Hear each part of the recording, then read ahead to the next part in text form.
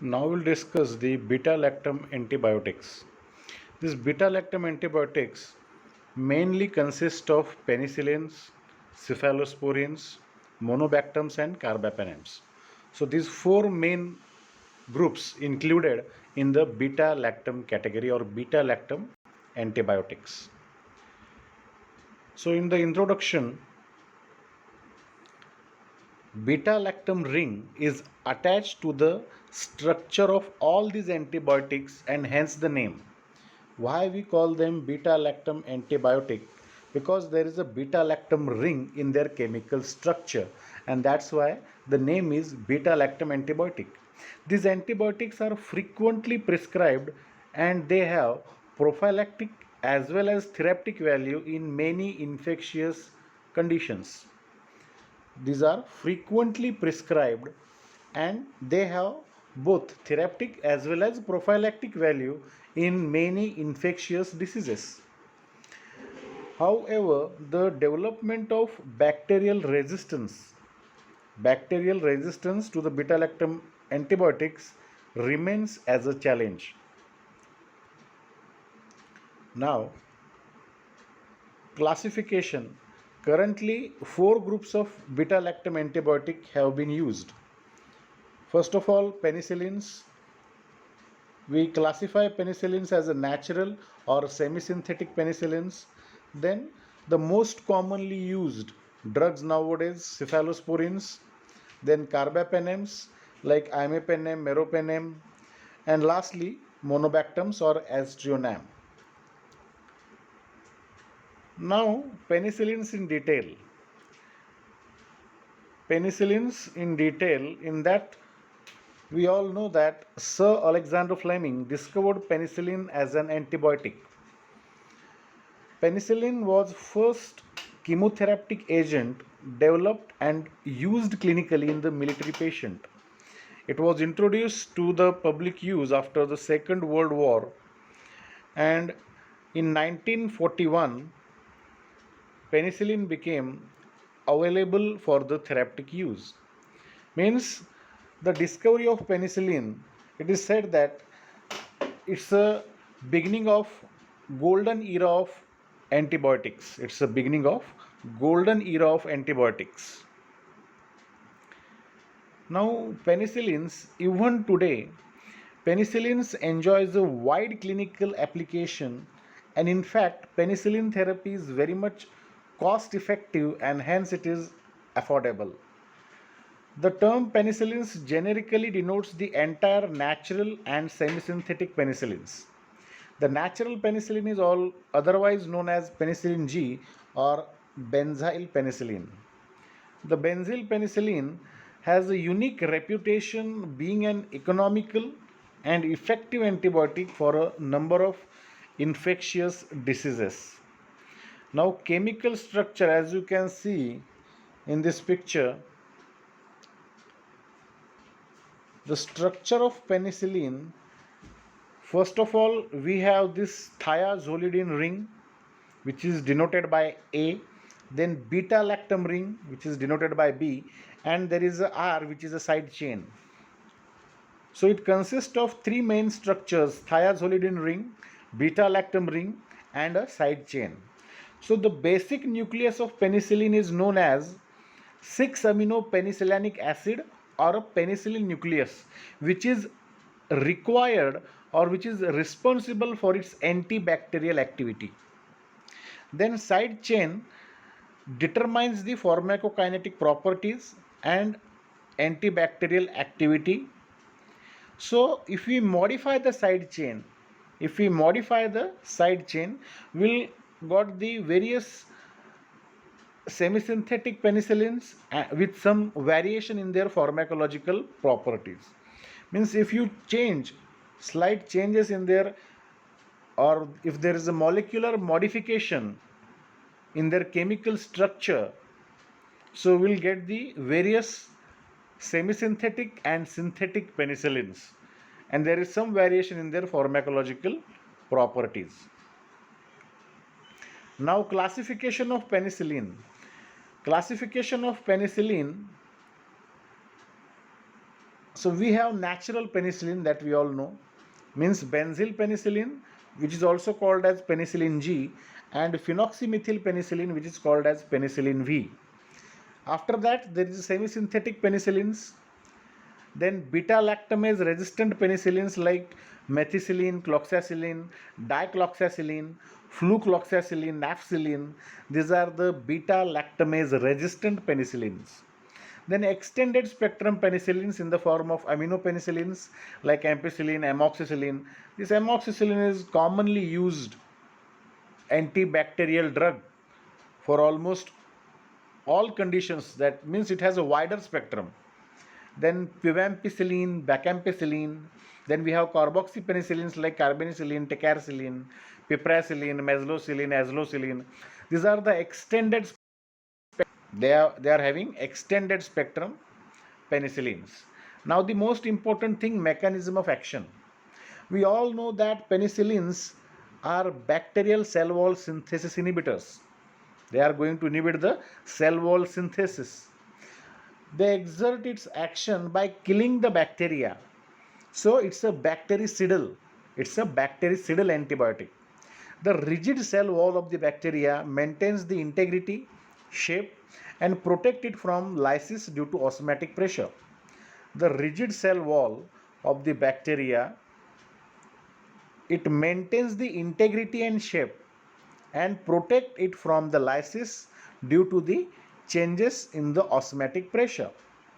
So the peptidoglycans, what is mean by this peptidoglycan? Peptidoglycans are the building blocks of the bacterial cell wall.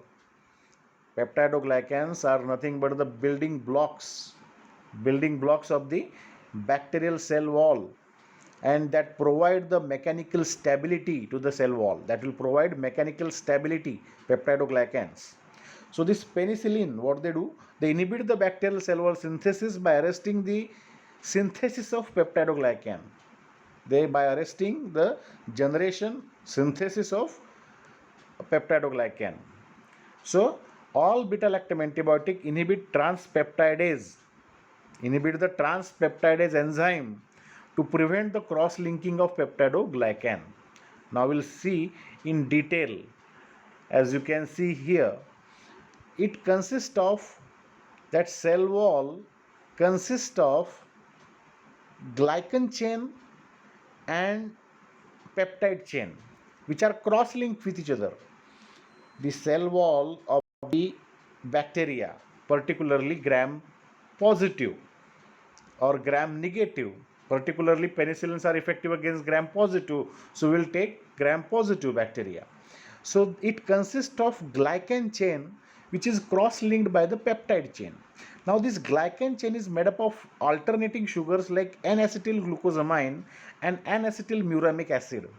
This glycan chain is cross-linked with the peptide chain, and the cross-linking provide strength to the cell wall. As you can see in this picture, there is a cell wall, there is a peptidoglycan. What does it shows?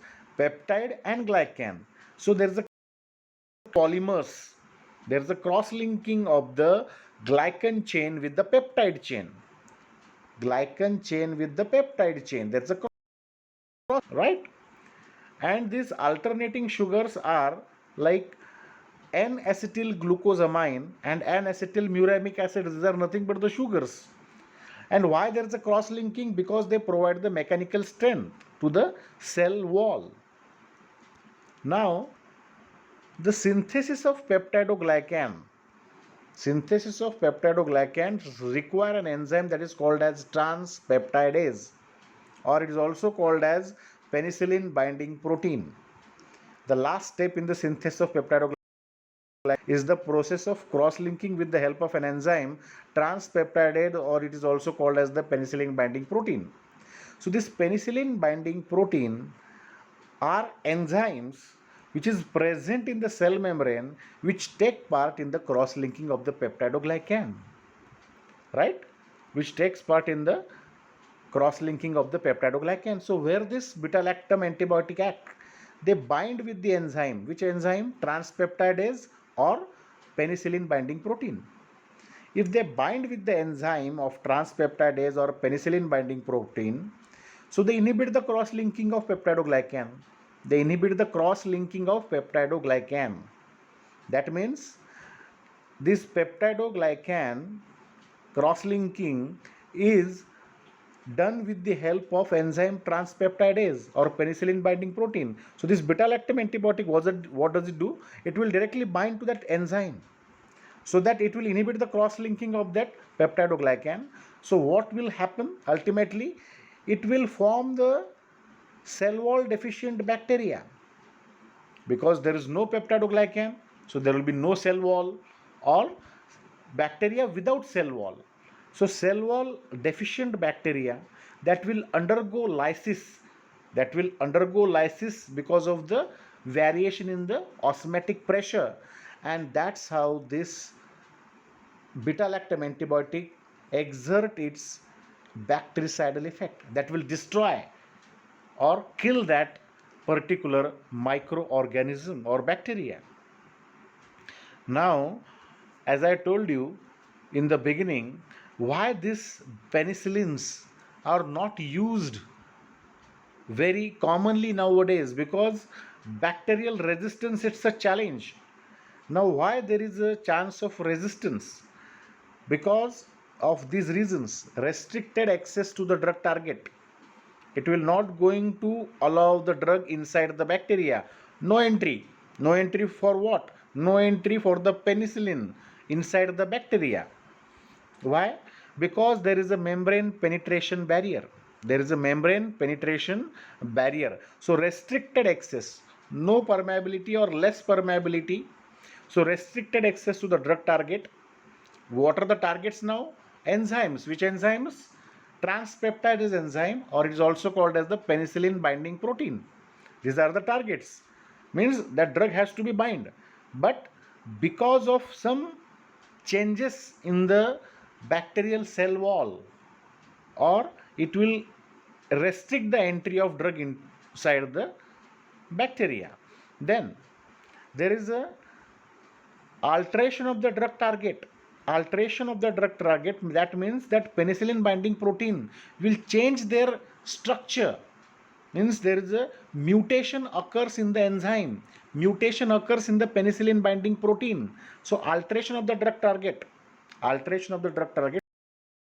in that particular target, penicillin binding proteins.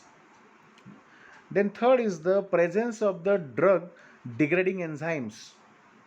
Presence of the drug degrading enzymes like beta lactamases. Beta lactamase will going to degrade that drug.